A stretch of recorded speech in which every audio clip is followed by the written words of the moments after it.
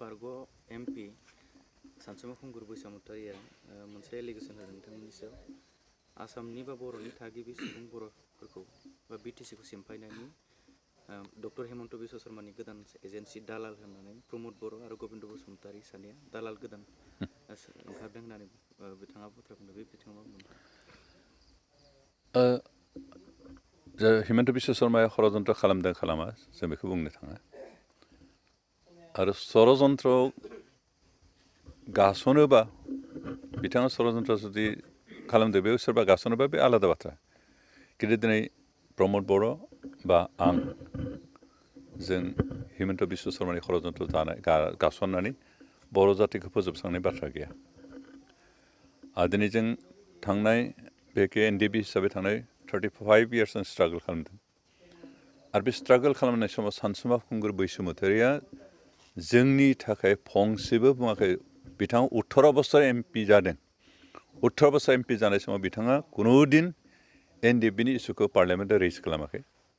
आरो एनडिबिखौ बिथाङा जेरै हागौ फोजोबस्रांनाय षड़यन्त्रसो खालामबोदोंमोन दिनै बे एमपि माबाया सानसुमा खुंगुर बैसोमुतिया दिनै एनडिबिनि प्रति बे सुक्तिनि बिटिआर सुक्तिनि गेजेरजों प्रमद बर'आ एनडिबिखौ गावसोरनि जिखिनि दाबि बिनिफ्राय हाइजेक खालामनानै इस्युखौनो एनडिबिनि सेना लाबोबाय होनना बुंदों दा एनडिबिनि प्रति मोनसे सिम्पेथि देखायनाय बायदि देखायदों खिन्थु थांनाय 18 बोसोर बिथां एमपि जानाय समाव एनडिबिनि थाखाय एनडिबिआ जि समाव सिजफायार खालामदों सरकारजों सावरायदों बे समाव खिन्थु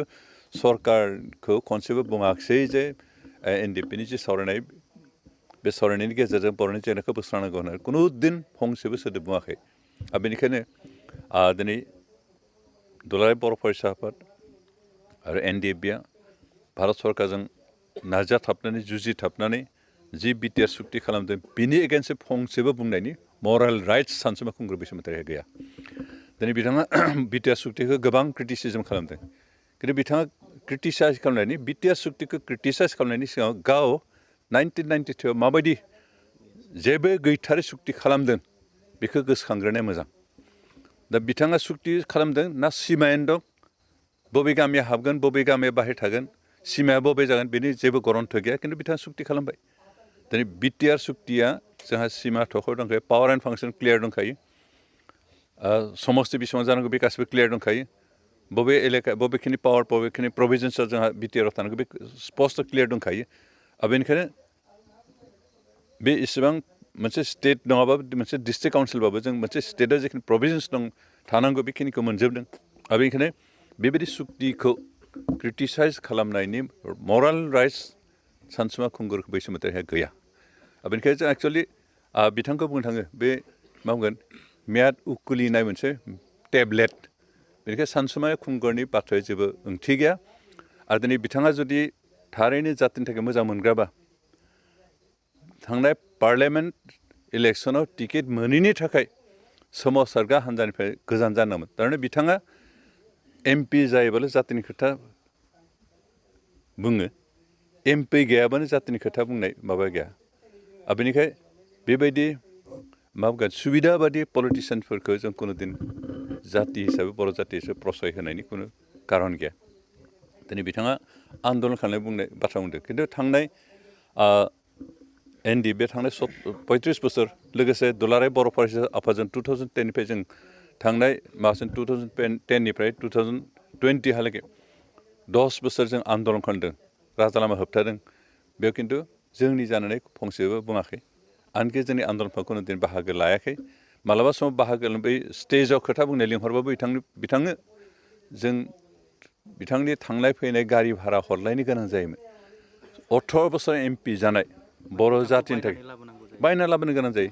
18 बोसोराव एमपि जानानै दिनै बिथाङा दुलाराय बिटिएडि ओनसोलाव आं बिटिएडि ओनसोलनि बाथ्राखौ बुंला क'क्राझार ओनसोलावनो नैबे एमपि बानायनाय जेबो अनुस्थान दासिमहालागै रावबो रायजोआ नुवाखै आरो बिथाङाबो प्रमान होनो हाया दा 18 बोसोर एमपि जाबाय गावनि पार्सनेल इन्टारेस्टनि थाखायल' जाबाय जातिनि थाखाय समाजनि थाखाय क'क्राझार ओनसोलनि थाखाय डेभेलपमेन्ट जेबो खामानि मावाखै आरो बेनिखायनो सानसुमा खुंगुर बैसोमुतिया एमपि जानाय समाव बानायना होनाय मोनसेबो अनुस्थान प्रतिष्ठान दिनै प्रमान गैया आरो बेबायदि एमपि जालायनानै खालि पावाराव थायोब्ला जातिनि खोथा समाजनि खोथा बुंग्रा पावारनिफ्राय गोजान जानाय लोगो लोगो बिथाङा सासे अर्डिनेरि मानसि हिसाबै थांना थानानै दिनै बिटिआर सुक्तिखौ क्रिटिसाइज खालामनाय बिथाङा मरेल राइट्स गैया आरो जों बिथांनि बे माबाखौ आर जाथारि खुनु दानि सिटुवेसन रिलेभेन्ट गैयै बेबायदि अबजेक्सन बेबायदि आपत्ति होनायखौ जों कन्डेम खालामो। बिथाङा मोनसे चेलेन्ज होबावदों बिटिआर एकर्डनि सायाव डिबेट खालामनो थाखाय सेक्रेटारियेट हाउसनि क'क्राझाराव सेक्रेटारि हाउसनि कम्पाउन्डआवनो थानाय बे कम्पाउन्डआवनो गबिन्द बसुमतारी प्रमद बर' बा एबसुनि दैदेनगिरि बिथांमोना अपेन डिबेट खालामनो थाखाय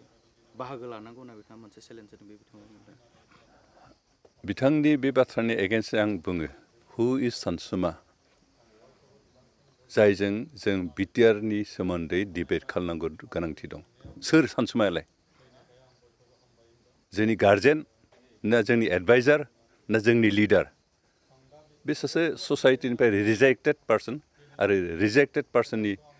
खोथाखौ खोनासंनानै डिबेट खालामनायनि खुनु प्रयजन गैया। जों बिटिआर सुक्तिखौ जों खालामदों, बिटिआर सुक्तिनि गेजेरजों जों गोबां प्रभिजन मोन्दों, जों जास्ट बेखौ इमप्लिमेन्ट खालामगोन। सोरबा सानसुमाजों डिबेट खालामनांगौ होनना जों साना, डिबेट खालामनांगौ गोनांथिबो गैया आरो सानसुमानि खोथाखौ खोनासंनायनि जोंहा जेबो जुक्तिबो गैया। बेनिखायनो जों बिथांनि खोथाखौ खोनासङा। बे लामाजों मा बुंगोन लामायाव थाबायलांनाय मैदेरा बै माबाखौ सैमा सोंनायखौ खुनु खेरखेराया। दिनै सानसुमानि खोथाखौ खोनासंनायनि जोंहा टाइम गैया आरो सानसुमानि खोथाखौ खोनासंनायनि जोंहा प्रयजनबो गैया।